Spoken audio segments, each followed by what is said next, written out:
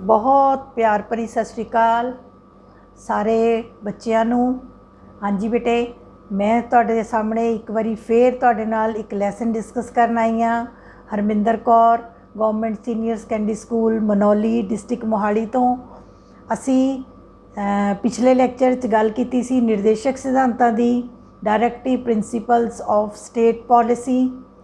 उसते lesson नूं अगे असी कंटिन्यू अज करांगे ते अज असी लैसन कंप्लीट भी करांगे। सो तुसी जल्दी अपनियां कॉपीज़ चको, पेन चको ते तैयारी कर लो। हाँ जी बच्चे, डायरैक्टिव प्रिंसीपल्स ऑफ स्टेट पॉलिसी।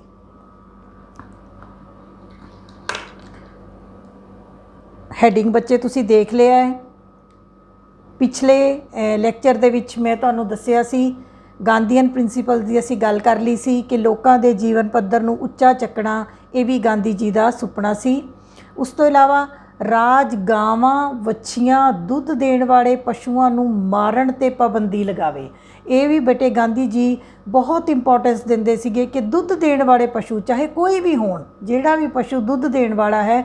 तुहानूं पता है कि साडे धर्म दे विच भी, साडे हिंदू धर्म सिख धर्म दे विच भी दुध नूं बहुत ज़्यादा इंपोर्टेंस दित्ती गई है, दुध देण वाले पशुओं नूं बहुत इंपोर्टेंस दित्ती गई है। सो महात्मा गांधी जी का सुपना सी कि राज अजिहियां योजनावां बनावे, राज ये अजिहे नियम बनावे तां जो दुध देण वाले पशुओं की सुरक्षा की जा सके। उस तो इलावा समाज के पिछड़े वर्गां नूं सहूलतावां, बार बार ये पॉइंट आ रहा है। महात्मा गांधी च भी आया सी बच्चे, समाजवादी च भी आया सी, उदारवादी च भी आया सी कि जिहड़े साडे समाज के पिछड़े वर्ग ने, जिवें हुण साडे कोल तुसीं देखो मनरेगा के अधीन काफ़ी योजनावां चल रही हैं। छोटे उद्योगों के लिए करजे देने, किसानां दे करजे माफ़ करने, या कई बारी फसलां तबाह हो जांदियां ने उस समय सहूलतावां देणियां, संकट के समय विच गरीबां नूं सहूलतावां देणियां, ये सारियां चीज़ां भी ये सारी लिए काम कौन करे? सरकारां काम करन। उस तो अगे है घरेलू और छोटे उद्योगों का विकास।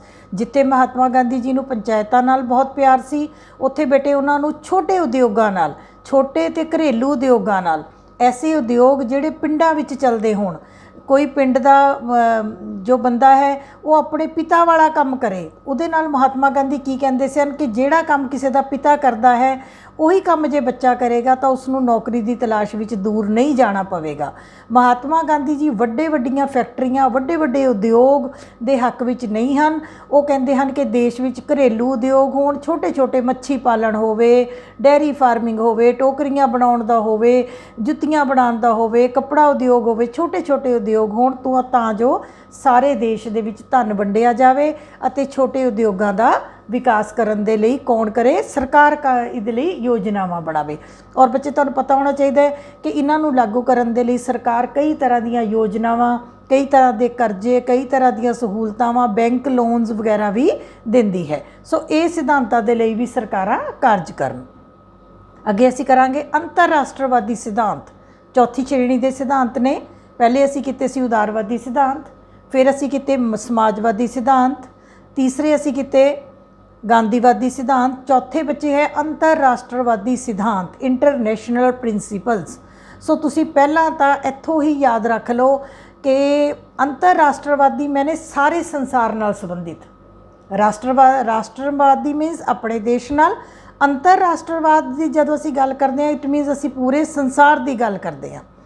अगला इंपॉर्टेंट क्वेश्चन तुहानूं बड़ी बारी ये प्रश्न आ जाता है कि भारतीय संविधान दे किहड़ा अनुच्छेद अंतरराष्ट्रीय सिद्धांतां की गल करता है या दूजे देशों नाल संबंधां की गल करता है। बेटे ऐसे क्वेश्चन IAS लैवल तक भी आउंदे ने, याद रखियो।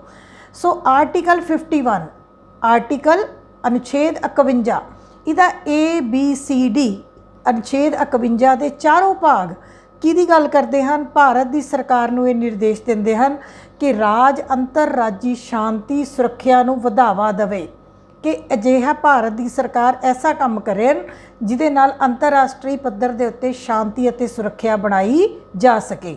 न्यायपूर्ण अते सत्कारयोग संबंध रखने किन्हां नाल? दूजे देशां नाल। कि भारत की सरकार कोशिश करे कि वह अपने गुआढ़ी देशों नाल अते दुनिया भर के दूजे देशों के नाल बड़े सत्कारयोग संबंध रखे। सत्कारयोग संबंध का मतलब है बड़े अच्छे मित्रतापूर्ण संबंध रखे। ਭਾਰਤ ਕੋਸ਼ਿਸ਼ ਕਰੇ ਕਿ ਆਪਣੇ ਗੁਆਂਢੀ ਰਾਜਾਂ ਦੇ ਨਾਲ ਮਿੱਤਰਤਾ ਬਣਾ ਕੇ ਰੱਖੇ, ਦੂਜੇ ਦੇਸ਼ਾਂ ਨਾਲ ਮਿੱਤਰਤਾ ਬਣਾ ਕੇ ਰੱਖੇ। ਜਦੋਂ ਕੋਈ ਦੂਸਰੇ ਦੇਸ਼ ਦੇ ਵਿੱਚ ਕੋਈ ਸੰਧੀ ਸਮਝੌਤਾ ਹੁੰਦਾ ਹੈ ਤਾਂ ਭਾਰਤ ਉਸ ਸੰਧੀ ਸਮਝੌਤੇ ਨੂੰ ਮੰਨੇ। ਅੰਤਰਰਾਸ਼ਟਰੀ ਪੱਧਰ ਦੇ ਉੱਤੇ ਜਿੰਨੀਆਂ ਸੰਧੀਆਂ ਸਮਝੌਤੇ ਹੋਣਗੇ, ਭਾਰਤ ਉਹਨਾਂ ਦਾ ਸਤਿਕਾਰ ਕਰੇ ਅਤੇ ਉਹਨਾਂ ਦੀ ਪਾਲਣਾ ਕਰੇ। ਇਸੇ ਕਾਰਨ ਬੇਟੇ ਤੁਹਾਨੂੰ ਪਤਾ ਹੋਣਾ ਚਾਹੀਦਾ ਹੈ ਕਿ ਭਾਰਤ UNO ਦਾ ਵੀ ਮੈਂਬਰ ਹੈ ਅਤੇ ਸੰਸਾਰ ਦੇ 193 ਦੇਸ਼ UNO ਦੇ ਮੈਂਬਰ ਹੈ ਅਤੇ UNO ਜੋ ਵੀ ਸੰਧੀਆਂ ਸਮਝੌਤੇ ਲਾਗੂ ਕਰਦਾ ਹੈ, ਭਾਰਤ ਹਮੇਸ਼ਾ ਉਸ ਦਾ ਸਤਿਕਾਰ ਵੀ ਕਰਦਾ ਹੈ ਅਤੇ ਭਾਰਤ ਨੇ ਹਮੇਸ਼ਾ ਹੀ ਉਹ ਸੰਧੀਆਂ ਸਮਝੌਤੇ ਆਪਣੇ ਦੇਸ਼ ਵਿੱਚ ਲਾਗੂ ਵੀ ਕੀਤੇ ਹਨ। ਇਸ ਤੋਂ ਇਲਾਵਾ ਅੰਤਰਰਾਸ਼ਟਰੀ ਝਗੜਿਆਂ ਨੂੰ ਸਹਿਮਤੀ ਨਾਲ ਹੱਲ ਕਰਨਾ, ਸਹਿਮਤੀ ਨਾਲ ਅਤੇ ਗੱਲਬਾਤ ਰਾਹੀਂ ਹੱਲ ਕਰਨਾ, ਦੋ ਵੱਡੀਆਂ ਚੀਜ਼ਾਂ ਨੇ। ਦੇਖੋ ਸਾਡਾ ਕਿਸੇ ਦੇਸ਼ ਨਾਲ ਤੁਹਾਨੂੰ ਪਤਾ ਹੈ ਭਾਰਤ ਤੇ ਪਾਕਿਸਤਾਨ ਦੀ ਸਮੱਸਿਆ ਚੱਲਦੀ ਹੀ ਰਹਿੰਦੀ ਹੈ। ਤੁਹਾਨੂੰ ਇਹ ਵੀ ਪਤਾ ਹੈ ਰੀਸੈਂਟਲੀ ਅੱਜ ਕੱਲ੍ਹ ਅਸੀਂ ਦੇਖ ਰਹੇ ਹਾਂ ਕਿ ਭਾਰਤ ਅਤੇ ਚੀਨ ਦੀ ਸਮੱਸਿਆ ਖੜੀ ਹੋਈ ਹੈ। ਸਾਡੇ ਕਿੰਨੇ ਸੈਨਿਕ ਮਰ ਗਏ, ਉਹਨਾਂ ਦੇ ਸੈਨਿਕ ਵੀ ਮਰੇ ਨੇ। ਪਰ ਕੀ ਯੁੱਧ ਕਰ ਲੈਣਾ ਇਹਦਾ ਹੱਲ ਹੈ? ਬਿਲਕੁਲ ਨਹੀਂ। ਜੇ ਯੁੱਧ ਹੋਏਗਾ ਦੋ ਦੇਸ਼ਾਂ ਵਿੱਚ ਤਾਂ ਲੱਖਾਂ ਦੀ ਗਿਣਤੀ ਦੇ ਵਿੱਚ ਨਾਗਰਿਕ, ਲੱਖਾਂ ਕਰੋੜਾਂ ਦੇ ਉਹਨਾਂ ਦੇ ਵੀ ਮਰਨਗੇ ਅਤੇ ਸਾਡੇ ਵੀ ਮਰਨਗੇ। ਸੋ ਜੇ ਕੋਈ ਝਗੜਾ ਹੈ, ਪਾਣੀ ਸੰਬੰਧੀ ਝਗੜਾ ਹੈ, ਸੀਮਾ ਸੰਬੰਧੀ ਝਗੜਾ ਹੈ, ਕੋਈ ਵੀ ਕਿਸੇ ਵਿਸ਼ੇ ਦੇ ਉੱਤੇ ਦੋ ਦੇਸ਼ਾਂ ਵਿਚਕਾਰ ਝਗੜਾ ਹੈ ਤਾਂ ਭਾਰਤ ਇਹ ਕੋਸ਼ਿਸ਼ ਕਰੇ, ਭਾਰਤ ਦੀ ਸਰਕਾਰ, ਕਿ ਉਹਨਾਂ ਝਗੜਿਆਂ ਨੂੰ ਸਹਿਮਤੀ ਦੇ ਨਾਲ, ਗੱਲਬਾਤ ਰਾਹੀਂ, ਪਿਆਰ ਨਾਲ ਬੈਠ ਕੇ ਮੰਤਰੀ ਆਪਸ ਵਿੱਚ ਮਿਲ ਕੇ, ਦੋ ਦੇਸ਼ਾਂ ਦੇ ਜੋ ਹੈੱਡ ਹਨ ਉਹ ਮਿਲ ਕੇ ਉਹਨੂੰ ਹੱਲ ਕਰਨ ਦੀ ਕੋਸ਼ਿਸ਼ ਕਰੇ ਅਤੇ ਭਾਰਤ ਹਰ ਅੰਤਰਰਾਸ਼ਟਰੀ ਸ਼ਾਂਤੀ ਨੂੰ ਬਣਾਏ ਰੱਖਣ 'ਚ, ਅੰਤਰਰਾਸ਼ਟਰੀ ਵਿਵਸਥਾ ਨੂੰ ਬਣਾਏ ਰੱਖਣ 'ਚ, ਦੁਨੀਆ ਭਰ ਨੂੰ ਵਧੀਆ ਮਿੱਤਰਤਾ, ਪਿਆਰ ਦਾ ਸੰਦੇਸ਼ ਭਾਰਤ ਨੇ ਅੱਜ ਤੱਕ ਦਿੱਤਾ ਹੈ ਅਤੇ ਭਾਰਤ ਦੀਆਂ ਸਰਕਾਰਾਂ ਹਮੇਸ਼ਾ ਹੀ ਇਹ ਸੰਦੇਸ਼ ਦਿੰਦੀਆਂ ਰਹਿਣ। ਸੋ ਅੰਤਰਰਾਸ਼ਟਰੀ ਸਿਧਾਂਤਾਂ ਵਿੱਚ ਅਜਿਹਾ ਕਰਨ ਨੂੰ ਸਰਕਾਰਾਂ ਨੂੰ ਕਿਹਾ ਗਿਆ ਹੈ। ਇਸੇ ਕਰਕੇ ਤੁਸੀਂ ਦੇਖੋ ਸਮੇਂ-ਸਮੇਂ ਦੇ ਉੱਤੇ ਭਾਰਤ ਕਈ ਮੀਟਿੰਗਾਂ ਵਿੱਚ ਭਾਗ ਵੀ ਲੈਂਦਾ ਹੈ, ਸੰਧੀਆਂ ਸਮਝੌਤਿਆਂ ਵਿੱਚ ਭਾਗ ਵੀ ਲੈਂਦੇ ਹਨ। ਸਾਡੇ ਦੇਸ਼ ਦੇ ਪ੍ਰਧਾਨ ਮੰਤਰੀ, ਰਾਸ਼ਟਰਪਤੀ ਦੂਜੇ ਦੇਸ਼ਾਂ ਵਿੱਚ ਜਾਂਦੇ ਹਨ। ਦੂਜੇ ਦੇਸ਼ਾਂ ਦੇ ਜੋ ਆਉਂਦੇ ਹਨ ਸਮਝੌਤੇ ਕਰਨ, ਉਹਨਾਂ ਦਾ ਸਤਿਕਾਰ ਕੀਤਾ ਜਾਂਦਾ ਹੈ ਤਾਂ ਜੋ ਸੰਸਾਰ ਦੇ ਵਿੱਚ ਭਾਰਤ ਇੱਕ ਵਧੀਆ ਦੇਸ਼ ਬਣ ਕੇ ਨਿਖਰ ਸਕੇ। ਅਗਲੀ ਗੱਲ, ਹੁਣ ਬੱਚੇ 4 ਸਿਧਾਂਤਾਂ ਤੋਂ ਬਾਅਦ ਬੱਚੇ ਮੈਂ ਤੁਹਾਨੂੰ ਦੱਸਣਾ ਚਾਹੁੰਦੀ ਹਾਂ ਕਿ ਅਨੁਛੇਦ 39B ਅਤੇ 39C, 39B ਅਤੇ 39C ਦੇ ਵਿੱਚ ਨਿਰਦੇਸ਼ਕ ਸਿਧਾਂਤ ਜੋ ਦਿੱਤੇ ਗਏ ਹਨ। ਹੁਣ ਹੈ ਕੀ ਹੈ 39B? 39B ਦੇ ਵਿੱਚ ਲਿਖਿਆ ਹੋਇਆ ਹੈ, ਭੌਤਿਕ ਸਾਧਨਾਂ ਦੀ ਮਾਲਕੀ ਸਭ ਦੀ ਭਲਾਈ ਲਈ। ਭੌਤਿਕ ਸਾਧਨ ਭਾਵ ਦੇਸ਼ ਦੇ ਜਿੰਨੇ ਵੀ ਭੌਤਿਕ ਸਾਧਨ ਹਨ, ਧਨ ਨਾਲ ਸੰਬੰਧਿਤ ਸਾਧਨ ਹਨ, ਉਹਨਾਂ ਦੀ ਮਾਲਕੀ, ਉਹਨਾਂ ਦੇ ਉੱਤੇ ਸਭ ਦਾ ਬਰਾਬਰ ਕੰਟਰੋਲ ਹੋਵੇ ਅਤੇ ਉਹਨਾਂ ਦੀ ਵਰਤੋਂ ਸਰਕਾਰ ਇਸ ਤਰੀਕੇ ਦੇ ਨਾਲ ਕਰੇ ਤਾਂ ਜੋ ਵੱਧ ਤੋਂ ਵੱਧ ਲੋਕਾਂ ਦੀ, ਭਾਰਤੀਆਂ ਦੀ ਭਲਾਈ ਕੀਤੀ ਜਾ ਸਕੇ। 39C ਦੇ ਵਿੱਚ ਲਿਖਿਆ ਹੈ, ਧਨ ਕੁਝ ਕੁ ਵਿਅਕਤੀਆਂ ਦੇ ਹੱਥਾਂ ਵਿੱਚ ਇਕੱਠਾ ਨਾ ਹੋਵੇ ਅਤੇ ਉਤਪਾਦਨ ਦੇ ਸਾਧਨਾਂ ਦੀ ਵਰਤੋਂ ਆਮ ਹਿੱਤਾਂ ਦੇ ਵਿਰੁੱਧ ਨਾ ਹੋਵੇ। ਇਹ ਨਾ ਹੋਵੇ ਕਿ ਆਮ ਲੋਕਾਂ ਦੇ ਹਿੱਤਾਂ ਦੇ ਵਿਰੁੱਧ ਨਹੀਂ ਹੋਣੀ ਚਾਹੀਦੀ। ਇੱਥੇ ਨਹੀਂ ਐਡ ਕਰ ਲਓ ਬੱਚੇ ਤੁਸੀਂ ਕਿ ਧਨ ਬਰਾਬਰ ਵੰਡਿਆ ਹੋਣਾ ਚਾਹੀਦਾ ਹੈ। ਮੈਂ ਤੁਹਾਨੂੰ ਪਹਿਲਾਂ ਦੱਸਿਆ ਹੈ ਕਿ ਭਾਰਤ ਵਿੱਚ ਧਨ ਦੀ ਬਰਾਬਰ ਵੰਡ ਨਹੀਂ ਹੈ। ਬਿਲਕੁਲ ਮੈਂ ਓਪਨਲੀ ਕਹਿ ਰਹੀ ਹਾਂ ਕਿ ਬਰਾਬਰ ਵੰਡ ਨਹੀਂ ਹੈ। ਸਾਡੇ ਕੁਝ ਕੁ ਲੋਕ ਬਹੁਤ ਅਮੀਰ ਹਨ ਅਤੇ ਮੈਕਸਿਮਮ ਲੋਕ ਜੋ ਹਨ ਉਹ ਗਰੀਬੀ ਦੀ ਰੇਖਾ ਤੋਂ ਅੱਜ ਵੀ ਹੇਠਾਂ ਹਨ। ਪਰ ਨਿਰਦੇਸ਼ਕ ਸਿਧਾਂਤ ਕਹਿੰਦੇ ਹਨ ਕਿ ਧਨ ਦੀ ਬਰਾਬਰ ਵੰਡ ਹੋਵੇ ਅਤੇ ਉਤਪਾਦਨ ਦੇ ਸਾਧਨ ਐਸੇ ਹੋਣ ਜਿਹੜੇ ਕਿ ਆਮ ਹਿੱਤਾਂ ਦੇ ਵਿੱਚ ਲੋਕਾਂ ਦੇ ਲਈ ਵਰਤੇ ਜਾਣ, ਲੋਕਾਂ ਦੇ ਵਿਰੁੱਧ ਨਾ ਹੋਣ।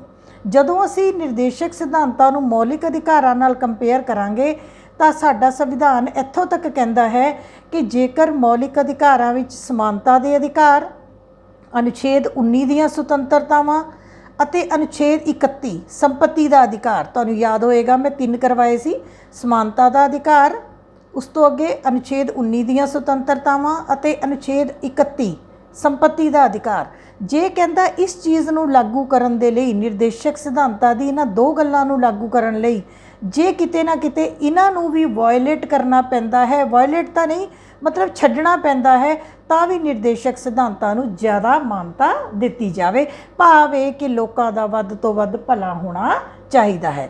ਸੋ ਇਸ ਗੱਲ ਕਰਕੇ ਨਿਰਦੇਸ਼ਕ ਸਿਧਾਂਤ ਕਾਫੀ ਇੰਪੋਰਟੈਂਸ ਹਾਸਲ ਕਰ ਲੈਂਦੇ ਹਨ। ਅੱਗੇ ਅਸੀਂ ਗੱਲ ਕਰਾਂਗੇ difference between the fundamental rights and directive principals. ਇਹ ਤੁਹਾਨੂੰ 2 ਨੰਬਰ 'ਚ ਵੀ ਪੁੱਛਿਆ ਜਾ ਸਕਦਾ ਹੈ, 4 ਨੰਬਰ 'ਚ ਵੀ ਪੁੱਛਿਆ ਜਾ ਸਕਦਾ ਹੈ ਕਿ ਮੌਲਿਕ ਅਧਿਕਾਰਾਂ ਦਾ, ਮੌਲਿਕ ਅਧਿਕਾਰ ਅਸੀਂ ਕਰ ਚੁੱਕੇ ਹਾਂ, ਨਿਰਦੇਸ਼ਕ ਸਿਧਾਂਤ ਅਸੀਂ ਕਰ ਲਏ, ਦੋਨਾਂ ਵਿੱਚ ਫ਼ਰਕ ਕੀ ਹੈ। ਬਹੁਤ ਸੌਖਾ ਪ੍ਰਸ਼ਨ ਹੈ, ਦੋਨਾਂ 'ਚ ਅੰਤਰ ਕੀ ਹੈ, ਫ਼ਰਕ ਕੀ ਹੈ। ਪਹਿਲਾ ਅੰਤਰ ਇਹ ਹੈ ਮੌਲਿਕ ਅਧਿਕਾਰ ਨਿਆਂਯੋਗ ਹਨ, ਨਿਰਦੇਸ਼ਕ ਸਿਧਾਂਤ ਨਹੀਂ। ਮੈਂ ਤੁਹਾਨੂੰ ਮੌਲਿਕ ਅਧਿਕਾਰ ਵੀ ਮੈਂ ਹੀ ਕਰਵਾਏ ਨੇ। ਤੁਹਾਨੂੰ ਯਾਦ ਹੋਏਗਾ ਕਿ ਜੇਕਰ ਸਾਡੇ ਮੌਲਿਕ ਅਧਿਕਾਰਾਂ ਦੀ ਉਲੰਘਣਾ ਹੁੰਦੀ ਹੈ ਤਾਂ ਅਸੀਂ ਅਦਾਲਤਾਂ ਦੀ ਸ਼ਰਨ ਲੈ ਸਕਦੇ ਹਾਂ, ਪਰ ਜੇਕਰ ਸਰਕਾਰਾਂ ਨਿਰਦੇਸ਼ਕ ਸਿਧਾਂਤਾਂ ਦੀ ਪਾਲਣਾ ਨਹੀਂ ਕਰਦੀਆਂ ਤਾਂ ਅਸੀਂ ਅਦਾਲਤਾਂ ਕੋਲ ਨਹੀਂ ਜਾ ਸਕਦੇ। ਅਸੀਂ ਸਰਕਾਰ ਨੂੰ ਰਿਕੁਐਸਟ ਕਰ ਸਕਦੇ ਹਾਂ। ਸਰਕਾਰਾਂ ਜੇ ਇਹਨਾਂ ਦੀ ਪਾਲਣਾ ਕਰਨਗੀਆਂ ਤਾਂ ਉਹ ਚੰਗੀਆਂ ਸਰਕਾਰਾਂ ਨੇ, ਜੇ ਪਾਲਣਾ ਨਹੀਂ ਕਰਦੀਆਂ ਤਾਂ ਉਹ ਮਾੜੀਆਂ ਸਰਕਾਰਾਂ ਨੇ, ਪਰ ਅਸੀਂ ਅਦਾਲਤ ਦੀ ਸ਼ਰਨ ਨਹੀਂ ਲੈ ਸਕਦੇ। ਦੂਜੀ ਗੱਲ, ਮੌਲਿਕ ਅਧਿਕਾਰ ਨਾਗਰਿਕਾਂ ਲਈ ਹਨ ਜਦੋਂ ਕਿ ਨਿਰਦੇਸ਼ਕ ਸਿਧਾਂਤ ਰਾਜ ਲਈ ਹਨ। ਮੈਂ ਤੁਹਾਨੂੰ ਪਹਿਲਾਂ ਦੱਸ ਕੇ ਹਟਿਆ, ਮੌਲਿਕ ਅਧਿਕਾਰ ਨਾਗਰਿਕਾਂ ਨੂੰ ਦਿੱਤੇ ਗਏ ਹਨ, ਸਿਧਾਂਤ ਕਿਹਦੇ ਲਈ ਹਨ, ਰਾਜ ਲਈ ਹਨ, ਸਰਕਾਰਾਂ ਲਈ ਹਨ। ਇਹਨਾਂ ਦੀ ਪਾਲਣਾ ਕਿਹਨੇ ਕਰਨੀ ਹੈ, ਸਰਕਾਰਾਂ ਨੇ ਕਰਨੀ ਹੈ। ਬਹੁਤ ਸੌਖਾ। ਤੀਜੀ ਚੀਜ਼, ਮੌਲਿਕ ਅਧਿਕਾਰ ਰਾਜਨੀਤਿਕ ਲੋਕਤੰਤਰ ਦੀ ਬੁਨਿਆਦ ਰੱਖਦੇ ਹਨ। ਮੌਲਿਕ ਅਧਿਕਾਰ ਭਾਰਤ ਵਿੱਚ ਕੀ ਸਥਾਪਿਤ ਕਰਨਾ ਚਾਹੁੰਦੇ ਹਨ, ਰਾਜਨੀਤਿਕ ਲੋਕਤੰਤਰ। ਕਿਵੇਂ? ਭਾਸ਼ਣ ਦੇਣ ਦਾ ਅਧਿਕਾਰ ਸੀ, ਤੁਹਾਨੂੰ ਯਾਦ ਹੋਏਗਾ, ਚੋਣ ਭਾਸ਼ਣ ਦੇਣ ਦਾ ਅਧਿਕਾਰ, ਵਿਚਾਰ ਪ੍ਰਗਟਾਉਣ ਕਰਨ ਦਾ ਅਧਿਕਾਰ, ਕੋਈ ਸੰਘ ਜਾਂ ਸੰਸਥਾ ਬਣਾਉਣ ਦਾ ਅਧਿਕਾਰ, ਠੀਕ ਹੈ। ਇਸ ਤੋਂ ਇਲਾਵਾ ਤੁਸੀਂ ਗ੍ਰਿਫਤਾਰ ਹੋ ਗਏ ਤਾਂ ਤੁਹਾਨੂੰ ਕਿਹੜੇ ਅਧਿਕਾਰ ਪ੍ਰਾਪਤ ਨੇ, ਜੇ ਕੋਈ ਮੁਜਰਮ ਹੈ ਉਹਨੂੰ ਕਿਹੜੇ ਅਧਿਕਾਰ ਪ੍ਰਾਪਤ ਨੇ, ਧਰਮ ਦੇ ਆਧਾਰ 'ਤੇ ਸਾਨੂੰ ਕਿਹੜੇ ਅਧਿਕਾਰ ਪ੍ਰਾਪਤ ਨੇ, ਉਹ ਸਾਰੇ ਰਾਜਨੀਤਿਕ ਲੋਕਤੰਤਰ ਦੀ ਗੱਲ ਕਰਦੇ ਹਨ। ਜਦੋਂ ਕਿ ਨਿਰਦੇਸ਼ਕ ਸਿਧਾਂਤ ਇਹ ਭਾਰਤ ਵਿੱਚ ਆਰਥਿਕ ਅਤੇ ਸਮਾਜਿਕ, ਇੱਕ ਆਪਣੇ ਨਾਲ ਅੱਖਰ ਯੂਜ਼ ਕਰ ਲਓ ਬੇਟੇ, ਆਰਥਿਕ ਅਤੇ ਸਮਾਜਿਕ ਦੋਨਾਂ ਤਰ੍ਹਾਂ ਦਾ ਲੋਕਤੰਤਰ। ਆਰਥਿਕ ਤੇ ਸਮਾਜਿਕ ਲੋਕਤੰਤਰ ਕੀ ਹੈ ਬੱਚੇ? ਇਹ ਵੀ ਸੁਣੋ, ਆਰਥਿਕ ਲੋਕਤੰਤਰ ਦਾ ਮਤਲਬ ਹੁੰਦਾ ਹੈ ਆਰਥਿਕ ਆਜ਼ਾਦੀ। ਧਨ ਦੇ ਪੱਖੋਂ ਲੋਕ ਵਧੀਆ ਹੋਣ, ਲੋਕਾਂ ਕੋਲ ਰੁਜ਼ਗਾਰ ਹੋਵੇ, ਲੋਕਾਂ ਵਿੱਚ ਬੇਰੁਜ਼ਗਾਰੀ ਘੱਟ ਤੋਂ ਘੱਟ ਹੋਵੇ, ਧਨ ਦੀ ਬਰਾਬਰ ਵੰਡ ਹੋਵੇ, ਠੀਕ ਹੈ। ਉਤਪਾਦਨ ਦੇ ਸਾਧਨਾਂ ਉੱਤੇ ਸਾਰਿਆਂ ਦੇ ਬਰਾਬਰ ਅਧਿਕਾਰ ਹੋਣ, ਰਾਜ ਦੀ ਇਨਕਮ ਦੇ ਉੱਤੇ ਸਭ ਦੇ ਬਰਾਬਰ ਅਧਿਕਾਰ ਹੋਣ, ਉਹਨੂੰ ਆਪਾਂ ਕਹਿੰਦੇ ਆ ਆਰਥਿਕ ਲੋਕਤੰਤਰ। ਤੇ ਸਮਾਜਿਕ ਲੋਕਤੰਤਰ ਦਾ ਮਤਲਬ ਹੈਗਾ ਧਰਮ, ਜਾਤ, ਭਾਸ਼ਾ, ਲਿੰਗ ਕਿਸੇ ਵੀ ਆਧਾਰ 'ਤੇ ਕਿਸੇ ਨਾਲ ਵਿਤਕਰਾ ਨਾ ਹੋਵੇ, ਸਮਾਜ ਵਿੱਚ ਸਾਰੇ ਲੋਕ ਬਰਾਬਰ ਹੋਣ। ਇਸ ਤੋਂ ਇਲਾਵਾ ਪਿਛੜੇ ਵਰਗਾਂ ਦੀ ਸੁਰੱਖਿਆ ਕੀਤੀ ਜਾਵੇ, ਅਨੁਸੂਚਿਤ ਜਾਤੀਆਂ ਨੂੰ ਜ਼ਿਆਦਾ ਸਹੂਲਤਾਵਾਂ ਦਿੱਤੀਆਂ ਜਾਣ, ਇਸਤਰੀਆਂ, ਬੱਚਿਆਂ, ਮਜ਼ਦੂਰਾਂ, ਪਿਛੜੇ ਵਰਗਾਂ, ਇਹਨਾਂ ਦਾ ਖਾਸ ਧਿਆਨ ਰੱਖਿਆ ਜਾਵੇ। ਸੋ ਯਾਦ ਰੱਖਣਾ ਹੈ, ਮੌਲਿਕ ਅਧਿਕਾਰ ਰਾਜਨੀਤਿਕ ਲੋਕਤੰਤਰ ਦੀ ਗੱਲ ਕਰਦੇ ਹਨ ਜਦੋਂ ਕਿ ਨਿਰਦੇਸ਼ਕ ਸਿਧਾਂਤ ਆਰਥਿਕ ਲੋਕਤੰਤਰ ਦੀ ਗੱਲ ਕਰਦੇ ਹਨ। ਆਰਥਿਕ ਅਤੇ ਸਮਾਜਿਕ, ਨੋਟ ਕਰ ਲਓ ਬੱਚੇ, ਆਰਥਿਕ ਅਤੇ ਸਮਾਜਿਕ। ਉਸ ਤੋਂ ਅਗਲੀ ਗੱਲ, ਮੌਲਿਕ ਅਧਿਕਾਰਾਂ ਦਾ ਸਰੂਪ ਨਿਖੇਧਾਤਮਕ, ਨੈਗੇਟਿਵ ਹੈ। ਨੈਗੇਟਿਵ ਤੁਸੀਂ ਕਹੋਗੇ, ਨੈਗੇਟਿਵ ਕਿੱਦਾਂ ਹੈ?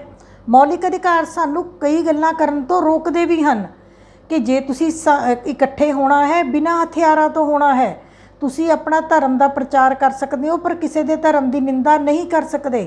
ਤੁਸੀਂ ਕੋਈ ਰੁਜ਼ਗਾਰ ਕਰ ਸਕਦੇ ਹੋ ਪਰ ਗੈਰ ਕਾਨੂੰਨੀ ਰੁਜ਼ਗਾਰ ਨਹੀਂ ਕਰ ਸਕਦੇ। ਤੁਸੀਂ ਕਿਸੇ ਆਪਣੇ ਧਰਮ ਦਾ ਪਾਲਣ ਕਰ ਸਕਦੇ ਹੋ, ਦੂਸਰੇ ਧਰਮ ਦੀ ਨਿਖੇਧੀ ਨਹੀਂ ਕਰ ਸਕਦੇ।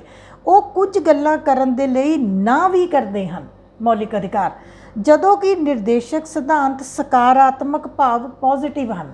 ਸਕਾਰਾਤਮਕ ਮੈਨੇ ਇਹਨਾਂ ਨੇ ਸਰਕਾਰ ਨੂੰ ਇੱਕ ਵੀ ਇਹ ਗੱਲ ਨਹੀਂ ਕਹੀ ਕਿ ਤੁਸੀਂ ਇੰਜ ਨਹੀਂ ਕਰਨਾ, ਇੰਜ ਨਹੀਂ ਕਰਨਾ, ਇੰਜ ਨਹੀਂ ਕਰਨਾ। ਨੋ, ਇਹ ਸਰਕਾਰਾਂ ਨੂੰ ਸਾਰਾ ਕੰਮ ਕਰਨ ਲਈ ਕਹਿ ਰਹੇ ਹਨ ਕਿ ਸਰਕਾਰਾਂ ਅਨੁਸੂਚਿਤ ਜਾਤੀਆਂ ਲਈ ਕੰਮ ਕਰਨ, ਸਰਕਾਰਾਂ ਪਸ਼ੂਆਂ ਦੀ ਸੰਭਾਲ ਕਰਨ, ਸਰਕਾਰ ਜੰਗਲੀ ਜੀਵਾਂ ਦੀ ਸੰਭਾਲ ਕਰੇ, ਸਰਕਾਰ ਬੱਚਿਆਂ ਦੀ ਸਿਹਤ ਅਤੇ ਸਿੱਖਿਆ ਦਾ ਪ੍ਰਬੰਧ ਕਰੇ, ਸਰਕਾਰ ਇਸਤਰੀਆਂ ਦੇ ਲਈ ਯੋਗ ਕੰਮ ਦੇ ਮੌਕੇ ਅਤੇ ਇੱਕੋ ਜਿਹੀ ਤਨਖਾਹ ਦਾ ਪ੍ਰਬੰਧ ਕਰੇ।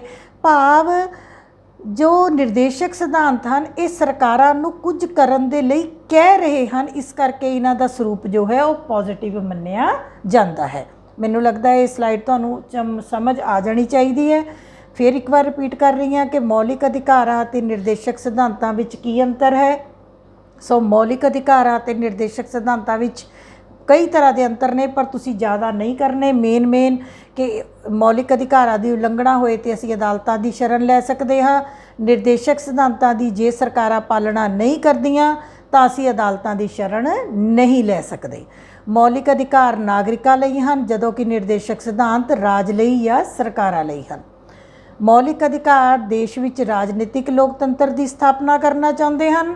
ਰਾਜਨੀਤਿਕ ਅਧਿਕਾਰਾਂ ਦੀ ਗੱਲ ਕਰਦੇ ਹਨ, ਜਦੋਂ ਕਿ ਨਿਰਦੇਸ਼ਕ ਸਿਧਾਂਤ ਆਰਥਿਕ ਅਤੇ ਸਮਾਜਿਕ ਅਧਿਕਾਰਾਂ ਦੀ ਗੱਲ ਕਰਦੇ ਹਨ। ਮੌਲਿਕ ਅਧਿਕਾਰਾਂ ਦਾ ਸਰੂਪ ਨਿਖੇਧਾਤਮਕ ਭਾਵ ਨੈਗੇਟਿਵ ਹੈ। ਇਹ ਨਾਗਰਿਕਾਂ ਨੂੰ ਕਈ ਕੰਮ ਕਰਨ ਤੋਂ ਰੋਕਦੇ ਹਨ ਜਾਂ ਕਰਨ ਦੇ ਉੱਤੇ ਪਾਬੰਦੀਆਂ ਵੀ ਲਗਾਉਂਦੇ ਹਨ, ਜਦੋਂ ਕਿ ਨਿਰਦੇਸ਼ਕ ਸਿਧਾਂਤ ਪਾਬੰਦੀਆਂ ਕੁਛ ਨਹੀਂ ਲਾਉਂਦੇ, ਸਰਕਾਰ ਨੂੰ ਕਰਨ ਲਈ ਕਹਿੰਦੇ ਹਨ ਕਿ ਰਾਜ ਸਰਕਾਰਾਂ ਪਾਲਣ ਕਰਨ, ਕੇਂਦਰੀ ਸਰਕਾਰ ਪਾਲਣ ਕਰੇ, ਪੰਚਾਇਤੀ ਰਾਜ ਦੀ ਸਥਾਪਨਾ ਕਰੇ, ਪਿੰਡਾਂ ਦਾ ਵਿਕਾਸ ਕਰੇ, ਨਸ਼ਿਆਂ ਉੱਤੇ ਰੋਕ ਲਗਾਵੇ, ਭਾਵ ਕੰਮ ਕਰਨ ਦੇ ਲਈ ਤਾਕੀਦ ਕਰਦੇ ਹਨ। ਸੋ ਬੱਚੇ ਇਹ ਜੇ ਤੁਹਾਨੂੰ ਆ ਜਾਂਦਾ ਹੈ ਦੋਨਾਂ ਵਿੱਚ ਅੰਤਰ, ਤਾਂ ਤੁਸੀਂ ਇੰਨਾ ਕੁ ਲਿਖ ਦੋਗੇ, ਉਹ ਵੀ ਤੁਹਾਡੇ ਲਈ ਮੋਰ ਦੈਨ ਸਫੀਸ਼ੀਐਂਟ ਹੈ। ਅੱਗੇ ਅਸੀਂ ਗੱਲ ਕਰਾਂਗੇ ਇੰਪੋਰਟੈਂਸ ਆਫ ਡਾਇਰੈਕਟਿਵ ਪ੍ਰਿੰਸੀਪਲਸ, ਕਿ ਹੁਣ ਤੱਕ ਅਸੀਂ ਗੱਲ ਕਰ ਬੈਠੇ ਹਾਂ ਕਾਫੀ ਡਾਇਰੈਕਟਿਵ ਪ੍ਰਿੰਸੀਪਲਸ ਦੀ। ਸੋ ਇਹਨਾਂ ਦੀ ਇੰਪੋਰਟੈਂਸ ਕੀ ਹੈ? ਹੁਣ ਬੱਚੇ ਹੁਣ ਤੁਹਾਨੂੰ ਕੁਝ ਕਾਫੀ ਹੱਦ ਤੱਕ ਮੈਨੂੰ ਲੱਗਦਾ ਹੈ ਲੈਸਨ ਸਮਝ ਆ ਗਿਆ ਹੋਵੇਗਾ। ਹੁਣ ਤੱਕ ਅਸੀਂ ਜਿੰਨਾ ਕਰ ਚੁੱਕੇ ਹਾਂ, ਮੈਂ ਤੁਹਾਡੇ ਨਾਲ ਵੈਸੇ ਫੇਸ ਟੂ ਫੇਸ ਗੱਲ ਕਰਨਾ ਚਾਹੁੰਦੀ ਹਾਂ ਕਿ ਜਿੰਨਾ ਅਸੀਂ ਹੁਣ ਤੱਕ ਲੈਸਨ ਕੀਤਾ, ਅਸੀਂ ਪਹਿਲੇ ਲੈਕਚਰ ਦੇ ਵਿੱਚ ਇਹ ਕੀਤਾ ਕਿ ਨਿਰਦੇਸ਼ਕ ਸਿਧਾਂਤ ਹੈ ਕੀ। ਠੀਕ ਹੈ, ਉਹ ਮੈਂ ਇੱਕ ਵਾਰੀ ਫੇਰ ਰਿਵਾਈਜ਼ ਕਰਵਾ ਰਹੀ ਹਾਂ ਤੁਹਾਨੂੰ ਕਿ ਨਿਰਦੇਸ਼ਕ ਸਿਧਾਂਤ ਉਹ ਸਿਧਾਂਤ ਨੇ ਜੋ ਸਾਡੇ ਕੇਂਦਰੀ ਸਰਕਾਰ ਅਤੇ ਰਾਜ ਸਰਕਾਰਾਂ ਲਈ ਨੇ। ਇਹ ਸਾਡੀ ਕੇਂਦਰੀ ਸਰਕਾਰਾਂ ਅਤੇ ਰਾਜ ਸਰਕਾਰ ਨੂੰ ਇਹ ਨਿਰਦੇਸ਼ ਦਿੰਦੇ ਨੇ ਕਿ ਉਹ ਕੁਝ ਇੱਕ ਅਜਿਹੇ ਕੰਮ ਕਰਨ ਤਾਂ ਜੋ ਭਾਰਤ ਵਿੱਚ ਆਰਥਿਕ ਅਤੇ ਸਮਾਜਿਕ ਲੋਕਤੰਤਰ ਸਥਾਪਿਤ ਕੀਤਾ ਜਾ ਸਕੇ। ਸਰਕਾਰਾਂ ਅਜਿਹੇ ਕੰਮ ਕਰਨ ਤਾਂ ਜੋ ਭਾਰਤ ਦੀ ਧਰਤੀ ਨੂੰ ਸਵਰਗ ਬਣਾਇਆ ਜਾ ਸਕੇ। ਸੋ ਨਿਰਦੇਸ਼ਕ ਸਿਧਾਂਤ ਅਸੀਂ ਆਇਰਲੈਂਡ ਦੇ ਸੰਵਿਧਾਨ ਤੋਂ ਲਏ। ਇਹ ਸਾਡੇ ਸੰਵਿਧਾਨ ਦੇ ਭਾਗ 4 ਦੇ ਵਿੱਚ ਅਨੁਛੇਦ 36 ਤੋਂ ਲੈ ਕੇ 51 ਤੱਕ ਨੇ। ਅਗਲੀ ਗੱਲ, ਨਿਰਦੇਸ਼ਕ ਸਿਧਾਂਤਾਂ ਦੀਆਂ 4 ਕਿਸਮਾਂ ਨੇ। ਨੰਬਰ 1 ਉਦਾਰਵਾਦੀ ਲਿਬਰਲ ਪ੍ਰਿੰਸੀਪਲਸ, ਨੰਬਰ 2 ਸਮਾਜਵਾਦੀ ਸੋਸ਼ਲਿਸਟਿਕ ਪ੍ਰਿੰਸੀਪਲਸ, ਨੰਬਰ 3 ਗਾਂਧੀਵਾਦੀ Gandhian principles and number 4 is ਅੰਤਰਰਾਸ਼ਟਰਵਾਦੀ ਇੰਟਰਨੈਸ਼ਨਲ ਪ੍ਰਿੰਸੀਪਲਸ। ਸੋ ਇਹ ਚਾਰੋਂ ਤਰ੍ਹਾਂ ਦੇ ਜੋ ਸਿਧਾਂਤ ਨੇ, ਇਹ ਬੱਚੇ ਭਾਰਤ ਦੇ ਜੋ ਸਰਕਾਰਾਂ ਹਨ ਇਹ ਬਾਰ-ਬਾਰ ਇਹਨਾਂ ਨੂੰ ਤਾਕੀਦ ਕਰਦੀਆਂ ਹਨ ਕਿ ਭਾਰਤ ਵਿੱਚ ਅਜਿਹਾ ਢਾਂਚਾ ਬਣਾਵੇ ਤਾਂ ਜੋ ਸਾਡਾ ਭਾਰਤ ਸਹੀ ਅਰਥਾਂ ਵਿੱਚ ਸਮਾਜਵਾਦੀ ਦੇਸ਼ ਬਣ ਸਕੇ। ਸੋ ਤੁਸੀਂ ਯਾਦ ਰੱਖਣਾ ਹੈ, ਭਾਰਤ ਹਜੇ ਤੱਕ ਸਮਾਜਵਾਦੀ ਦੇਸ਼ ਨਹੀਂ ਹੈ ਪੂਰੀ ਤਰ੍ਹਾਂ, ਪਰ ਭਾਰਤ ਨੂੰ ਸਮਾਜਵਾਦੀ ਦੇਸ਼ ਬਣਾਉਣ ਦੇ ਲਈ ਸਾਡੀਆਂ ਸਰਕਾਰਾਂ ਯਤਨ ਕਰ ਰਹੀਆਂ ਹਨ। ਕਿਸ ਹੱਦ ਤੱਕ ਸਫਲ ਹਨ ਇਹ ਤੁਸੀਂ ਜਾਣਦੇ ਹੋ, ਪਰ ਫਿਰ ਵੀ ਕੋਸ਼ਿਸ਼ ਕੀਤੀ ਜਾ ਰਹੀ ਹੈ। ਬੇਟੇ ਸਮੇਂ-ਸਮੇਂ ਦੇ ਉੱਤੇ ਸਰਕਾਰਾਂ ਵੱਲੋਂ ਕਈ ਅਜਿਹੀਆਂ ਸਕੀਮਾਂ ਚਲਾਈਆਂ ਜਾਂਦੀਆਂ ਹਨ ਜਿਨ੍ਹਾਂ ਦਾ ਸ਼ਾਇਦ ਤੁਹਾਨੂੰ ਪਤਾ ਹੈ ਜਾਂ ਨਹੀਂ ਵੀ ਪਤਾ ਹੋਵੇ, ਤਾਂ ਜੋ ਅਸੀਂ ਕਾਫੀ ਹੱਦ ਤੱਕ ਕਹਿ ਸਕਦੇ ਹਾਂ ਇਹਨਾਂ ਸਿਧਾਂਤਾਂ ਨੂੰ ਲਾਗੂ ਕੀਤਾ ਜਾ ਸਕਦਾ ਹੈ। ਸੋ ਜੇ ਅਸੀਂ ਇੰਪੋਰਟੈਂਸ ਦੀ ਗੱਲ ਕਰੀਏ ਕਿ ਨਿਰਦੇਸ਼ਕ ਸਿਧਾਂਤਾਂ ਦਾ ਫਾਇਦਾ ਕੀ ਹੈ, ਕੁਝ ਵਿਦਵਾਨ ਕਹਿੰਦੇ ਨੇ ਕਿ ਨਿਰਦੇਸ਼ਕ ਸਿਧਾਂਤਾਂ ਨੂੰ ਨਾ ਤਾਂ ਅਸੀਂ ਅਦਾਲਤਾਂ ਤੋਂ ਲਾਗੂ ਕਰਵਾ ਸਕਦੇ ਹਾਂ, ਨਾ ਸਰਕਾਰਾਂ ਤੋਂ ਜ਼ਬਰਦਸਤੀ ਲਾਗੂ ਕਰਵਾ ਸਕਦੇ ਹਾਂ। ਸਰਕਾਰਾਂ ਦੀ ਮਰਜ਼ੀ ਹੈ ਲਾਗੂ ਕਰਨ ਜਾਂ ਨਾ ਕਰਨ। ਕੁਝ ਗੱਲਾਂ ਲਾਗੂ ਹੋ ਰਹੀਆਂ ਹਨ, ਕਾਫੀ ਨਹੀਂ ਵੀ ਹੋ ਰਹੀਆਂ, ਤਾਂ ਫਿਰ ਇਹਨਾਂ ਦਾ ਫਾਇਦਾ ਕੀ ਹੈ? ਬੱਚੇ ਇਹਨਾਂ ਦਾ ਫਾਇਦਾ ਹੈ, ਨੰਬਰ 1 ਇਹ ਸਰਕਾਰਾਂ ਨੂੰ ਮਾਰਗਦਰਸ਼ਨ ਕਰਦੇ ਨੇ, ਗਾਈਡ ਕਰਦੇ ਨੇ। ਇਹ ਸਿਧਾਂਤ ਦੱਸਦੇ ਨੇ ਵੀ ਸਰਕਾਰ ਕਿਸ ਦਿਸ਼ਾ ਵਿੱਚ ਕੰਮ ਕਰਨ ਦੀ ਲੋੜ ਹੈ। ਜਿਵੇਂ ਅਨੁਸੂਚਿਤ ਜਾਤੀਆਂ ਨੂੰ ਸਾਡੇ ਦੇਸ਼ 'ਚ ਕਾਫੀ ਸਹੂਲਤਾਵਾਂ ਦਿੱਤੀਆਂ ਗਈਆਂ ਹਨ, ਇਸੇ ਤਰੀਕੇ ਦੇ ਨਾਲ ਪਛੜੀ ਸ਼੍ਰੇਣੀਆਂ ਨੂੰ ਕਾਫੀ ਸਹੂਲਤਾਵਾਂ ਦਿੱਤੀਆਂ ਗਈਆਂ ਹਨ।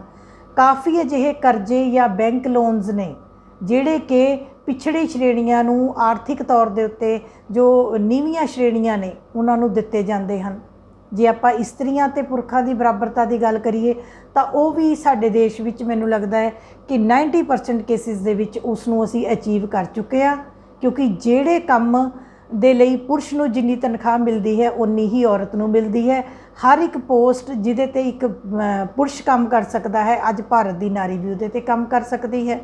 ਇਸ ਤੋਂ ਇਲਾਵਾ ਜੇ ਆਪਾਂ ਬੱਚਿਆਂ ਦੀ ਗੱਲ ਕਰੀਏ ਤਾਂ ਬੱਚਿਆਂ ਦੇ ਵਿਕਾਸ ਦੇ ਲਈ ਵੀ ਸਰਕਾਰਾਂ ਵੱਲੋਂ ਬਹੁਤ ਜ਼ਿਆਦਾ ਯੋਜਨਾਵਾਂ ਚਲਾਈਆਂ ਗਈਆਂ ਹਨ। ਸਭ ਤੋਂ ਵੱਡੀ ਮੈਂ ਤੁਹਾਨੂੰ ਦੱਸਿਆ, ਤੁਹਾਡੇ ਸਕੂਲਾਂ 'ਚ ਮਿਡ ਡੇ ਮੀਲ, 1 ਤੋਂ ਲੈ ਕੇ 8ਵੀਂ ਤੱਕ ਦੇ ਲਈ ਮੁਫਤ ਸਿੱਖਿਆ ਦਾ ਅਧਿਕਾਰ, ਉਹਦੇ ਵਿੱਚ ਵਜ਼ੀਫੇ। ਇਸ ਤੋਂ ਇਲਾਵਾ ਅਸੀਂ ਕਹਿ ਸਕਦੇ ਹਾਂ ਮੁਫਤ ਕਿਤਾਬਾਂ ਦੇਣੀਆਂ, ਸਮੇਂ-ਸਮੇਂ 'ਤੇ ਬੱਚਿਆਂ ਨੂੰ ਕਾਫੀ ਆਰਥਿਕ ਸਹਾਇਤਾ ਦੇਣੀ। ਇਸ ਤੋਂ ਇਲਾਵਾ ਬੇਟੇ ਪਿੰਡਾਂ ਵਿੱਚ ਡਿਸਪੈਂਸਰੀਆਂ, ਟੀਕਾਕਰਨ ਪ੍ਰੋਗਰਾਮ, ਟੀਕਾਕਰਨ ਪ੍ਰੋਗਰਾਮ ਬਹੁਤ ਵੱਡੇ ਪ੍ਰੋਗਰਾਮ ਨੇ ਜਿਹਦੇ ਨਾਲ ਕਿ ਭਾਰਤ ਵਿੱਚ ਜਿੰਨੀਆਂ ਮਹਾਮਾਰੀਆਂ ਬੱਚਿਆਂ ਵਿੱਚ ਫੈਲਦੀਆਂ ਸਨ ਉਹਨਾਂ ਸਭ ਦੇ ਟੀਕੇ ਸਰਕਾਰ ਵੱਲੋਂ ਮੁਫਤ ਲਾਏ ਜਾਂਦੇ ਹਨ।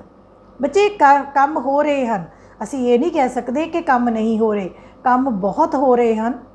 ਸਰਕਾਰ ਕਈ ਗੱਲਾਂ 'ਤੇ ਸਰਕਾਰ ਅਸਫਲ ਵੀ ਹੋ ਜਾਂਦੀ ਹੈ, ਜਿਵੇਂ ਮੈਂ ਤੁਹਾਨੂੰ ਸ਼ਰਾਬ ਦਾ ਦੱਸਿਆ ਸੀ ਕਿ ਉਸ ਖੇਤਰ ਦੇ ਵਿੱਚ ਸਰਕਾਰ ਚਾਹੁੰਦੇ ਹੋਏ ਵੀ ਕੁਝ ਨਹੀਂ ਕਰ ਪਾ ਰਹੀ।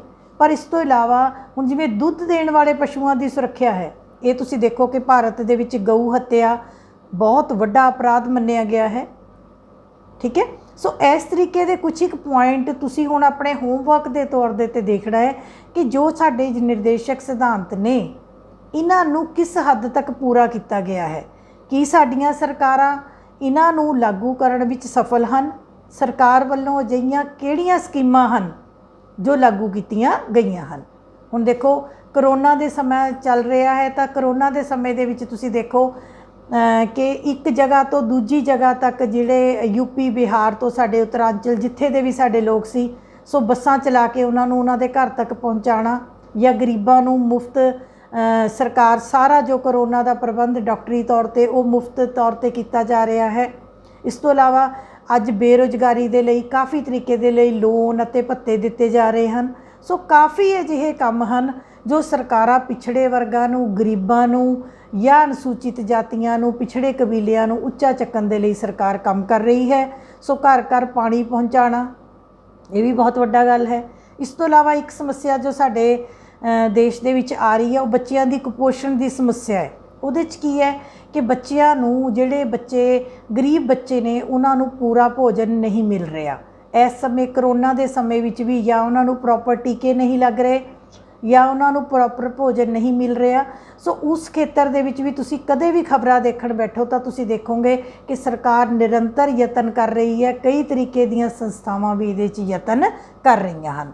ਸੋ ਮੈਂ ਤੁਹਾਨੂੰ ਇਹੀ ਕਹਾਂਗੀ ਕਿ ਨਿਰਦੇਸ਼ਕ ਸਿਧਾਂਤ ਭਾਵੇਂ ਸਰਕਾਰਾਂ ਇਹਨਾਂ ਨੂੰ ਪੂਰੀ ਤਰ੍ਹਾਂ ਪਾਲਣਾ ਹਜੇ ਨਹੀਂ ਕਰ ਰਹੀਆਂ, ਪਰ ਫਿਰ ਵੀ ਜੇ ਇਹ ਲਾਗੂ ਹੋ ਜਾਣ ਤਾਂ ਸਾਡਾ ਭਾਰਤ ਵੀ ਕੈਨੇਡਾ ਦੀ ਤਰ੍ਹਾਂ, ਅਮਰੀਕਾ ਦੀ ਤਰ੍ਹਾਂ ਅਸੀਂ ਵੀ ਆਪਣੇ ਭਾਰਤ 'ਤੇ ਮਾਣ ਕਰ ਸਕਦੇ ਹਾਂ। ਸੋ ਬੱਚੇ, ਨਿਰਦੇਸ਼ਕ ਸਿਧਾਂਤਾਂ ਦੇ ਆਖਰ ਦੇ ਵਿੱਚ ਲਾਸਟ ਸਲਾਈਡ ਦੇ ਵਿੱਚ ਬੱਚੇ ਮੈਂ ਤੁਹਾਨੂੰ ਦੱਸਾਂਗੀ ਇੰਪੋਰਟੈਂਸ ਆਫ ਡਾਇਰੈਕਟਿਵ ਪ੍ਰਿੰਸੀਪਲਸ, ਕਿ ਇਹ ਭਾਰਤ ਵਿੱਚ ਆਰਥਿਕ ਅਤੇ ਸਮਾਜਿਕ ਲੋਕਤੰਤਰ ਦੀ ਬੁਨਿਆਦ ਰੱਖਦੇ ਹਨ। ਬੁਨਿਆਦ ਮੀਨਸ ਨੀਂਹ ਰੱਖਦੇ ਹਨ। ਬੁਨਿਆਦ ਦਾ ਮਤਲਬ ਕੀ ਹੁੰਦਾ? ਨੀਂਹ, ਕਿ ਜੇ ਅਸੀਂ ਨਿਰਦੇਸ਼ਕ ਸਿਧਾਂਤਾਂ ਦੀ ਪਾਲਣਾ ਕਰਾਂਗੇ ਤਾਂ ਭਾਰਤ ਵਿੱਚ ਕੀ ਕੀਤਾ ਜਾ ਸਕਦਾ ਹੈ? ਆਰਥਿਕ ਅਤੇ ਸਮਾਜਿਕ ਲੋਕਤੰਤਰ ਲਾਗੂ ਕੀਤਾ ਜਾ ਸਕਦਾ ਹੈ। ਦੂਸਰੀ ਗੱਲ, ਸਰਕਾਰਾਂ ਦੀ ਸਫਲਤਾ ਨੂੰ ਮਾਪਣ ਦਾ ਪੈਮਾਨਾ ਬਹੁਤ ਵੱਡਾ ਪੁਆਇੰਟ ਹੈ ਕਿ ਇਹਨਾਂ ਦਾ ਫਾਇਦਾ ਕੀ ਹੈ। ਕਿ ਜੇਕਰ ਅਸੀਂ ਇਹ ਦੇਖਣਾ ਹੋਵੇ ਕਿ ਕੀ ਸਰਕਾਰ ਸਫਲ ਹੈ ਜਾਂ ਅਸਫਲ, ਤਾਂ ਸਾਨੂੰ ਕਿੱਥੋਂ ਪਤਾ ਲੱਗੇਗਾ ਕਿ ਉਸ ਸਰਕਾਰ ਨੇ ਨਿਰਦੇਸ਼ਕ ਸਿਧਾਂਤਾਂ ਦੀ ਪੂਰੀ ਪਾਲਣਾ ਕੀਤੀ ਹੈ ਜਾਂ ਨਹੀਂ। ਦੇਖੋ, ਜਿੰਨੇ ਨਿਰਦੇਸ਼ਕ ਸਿਧਾਂਤ ਅਸੀਂ ਹੁਣ ਤੱਕ ਕੀਤੇ, ਮੰਨ ਲਓ ਸਾਡੇ ਭਾਰਤ ਦੀ ਸਰਕਾਰ ਜਾਂ ਸਾਡੇ ਪੰਜਾਬ ਦੀ ਸਰਕਾਰ ਉਹਨਾਂ ਸਾਰੇ ਗੱਲਾਂ ਵਿੱਚ ਸਫਲ ਹੋ ਜਾਂਦੀ ਹੈ, ਗਰੀਬਾਂ ਦੀ ਹੈਲਪ ਵੀ ਕਰਦੀ ਹੈ, ਇਸਤਰੀਆਂ ਦੀ ਵੀ ਕਰ ਰਹੀ ਹੈ, ਕਿਸਾਨਾਂ ਦੀ ਵੀ ਕਰ ਰਹੀ ਹੈ, ਮਜ਼ਦੂਰਾਂ ਦੀ ਵੀ ਕਰ ਰਹੀ ਹੈ, ਬੱਚਿਆਂ ਦੇ ਭਲੇ ਲਈ ਵੀ ਕੰਮ ਕਰ ਰਹੀ ਹੈ, ਸਰਕਾਰ ਬੇਰੁਜ਼ਗਾਰੀ ਭੱਤੇ ਵੀ ਦੇ ਰਹੀ ਹੈ, ਡਾਕਟਰੀ ਸਹੂਲਤਾਵਾਂ ਵੀ ਦੇ ਰਹੀ ਹੈ, ਧਨ ਦੀ ਸਮਾਨ ਵੰਡ ਵੀ ਕਰ ਰਹੀ ਹੈ, ਤਾਂ ਇਹਦਾ ਮਤਲਬ ਅਸੀਂ ਉਸ ਸਰਕਾਰ ਨੂੰ ਕੀ ਮੰਨਾਂਗੇ? ਇੱਕ ਸਫਲ ਸਰਕਾਰ ਮੰਨਾਂਗੇ ਕਿ ਇਹ ਸਰਕਾਰ ਇੱਕ ਸਫਲ ਹੈ। ਠੀਕ ਹੈ।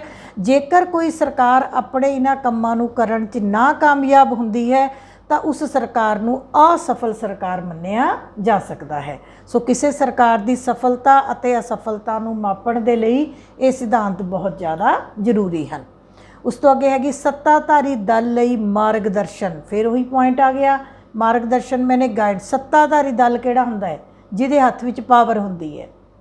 ਜੇ ਅੱਜ ਸਾਡੇ ਦੇਸ਼ ਵਿੱਚ ਕੇਂਦਰ ਦੀ ਪਾਵਰ ਬੀਜੇਪੀ ਦੇ ਹੱਥ ਵਿੱਚ ਹੈ, ਪੰਜਾਬ ਦੀ ਜੇ ਅਸੀਂ ਪਾਵਰ ਦੀ ਗੱਲ ਕਰੀਏ ਤਾਂ ਸੱਤਾਧਾਰੀ ਦਲ ਕਾਂਗਰਸ ਪਾਰਟੀ ਅਮਰਿੰਦਰ ਸਿੰਘ ਜੀ ਦੀ ਸਰਕਾਰ ਹੈ।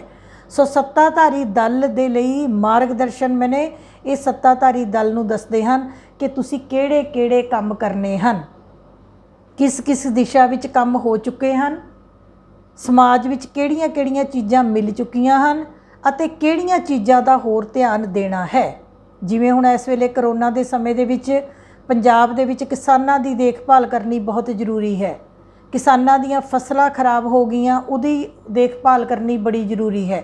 ਟਿੱਡੀ ਦਲ ਦੇ ਆਉਣ ਦੇ ਨਾਲ ਇਸ ਵੇਲੇ ਫਸਲਾਂ ਦਾ ਬਹੁਤ ਜ਼ਿਆਦਾ ਨੁਕਸਾਨ ਹੋਇਆ, ਉਹਦਾ ਭਰਪਾਈ ਕਰਨੀ ਬਹੁਤ ਜ਼ਰੂਰੀ ਹੈ। ਠੀਕ ਹੈ। ਇਸੇ ਤਰੀਕੇ ਦੇ ਨਾਲ ਅਸੀਂ ਕਹਿ ਸਕਦੇ ਹਾਂ ਲੋਕ ਬੜੇ ਵੱਡੇ ਪੱਧਰ 'ਤੇ ਬੇਰੁਜ਼ਗਾਰ ਹੋ ਗਏ, ਉਹਨਾਂ ਨੂੰ ਰੁਜ਼ਗਾਰ ਦੇਣਾ ਜਾਂ ਉਹਨਾਂ ਨੂੰ ਜ਼ਰੂਰੀ ਰਾਸ਼ਨ ਮੁਹੱਈਆ ਕਰਵਾਉਣਾ। ਅੱਜ ਸਾਡੇ ਬਹੁਤ ਬੰਦੇ ਗਰੀਬ ਹੋ ਕੇ ਬੈਠੇ ਨੇ, ਭੋਜਨ ਦੀ ਕਮੀ 'ਤੇ ਬੈਠੇ ਨੇ, ਗਰੀਬ ਬੱਚੇ ਰੋਟੀ ਦੀ ਕਮੀ ਤੋਂ ਬੈਠੇ ਨੇ। ਸੋ ਸਾਡੀ ਸੱਤਾਧਾਰੀ ਦਲ ਨੂੰ ਕੀ ਚਾਹੀਦਾ ਹੈ ਕਿ ਅੱਜ ਦੇ ਸਮੇਂ ਦੇ ਵਿੱਚ ਇਹਨਾਂ ਸਾਰੀਆਂ ਲੋੜਾਂ ਨੂੰ ਪੂਰੀਆਂ ਕਰੇ। ਉਸ ਤੋਂ ਅੱਗੇ ਕਲਿਆਣਕਾਰੀ ਰਾਜ ਦੀ ਸਥਾਪਨਾ। ਕਲਿਆਣਕਾਰੀ ਰਾਜ ਕਿਹੜਾ ਹੁੰਦਾ ਹੈ ਬੱਚੇ? ਉਹ ਰਾਜ ਜੋ ਲੋਕਾਂ ਦਾ ਵੱਧ ਤੋਂ ਵੱਧ ਕਲਿਆਣ ਕਰਦਾ ਹੈ। ਕਲਿਆਣ ਮੈਨੇ ਭਲਾ। ਦੇਖੋ ਮੈਂ ਤੁਹਾਨੂੰ ਬਿਲਕੁਲ ਕਲੀਅਰ ਦੱਸ ਰਹੀ ਹਾਂ, ਕਲਿਆਣ ਮਤਲਬ ਭਲਾ।